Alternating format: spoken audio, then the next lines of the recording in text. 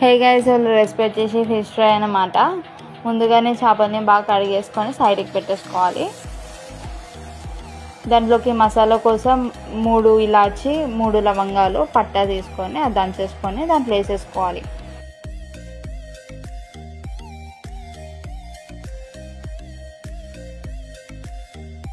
దాంట్లోనే కొంచెం మిరియాల పొడి, టేస్ట్కి సరిపడా ఉప్పు, ఒక 4 స్పూన్లు కారం, 1/2 స్పూన్ టర్మరిక్,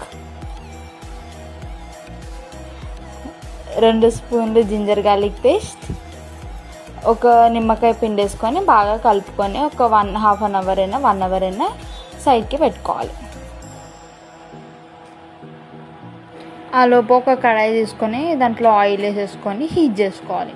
సైడ్ ఒక 1/2 అవర్ అయినా 1 అవర్ అయిన తర్వాత ఆయిల్లో ముందుగానే మ్యారినేట్ చేసుకున్న ఫిషెస్ అన్నీ దాంట్లో వేసేసుకొని వీడియోలో చూపిస్తున్నట్టు గోల్డెన్ బ్రౌన్ రావాలి.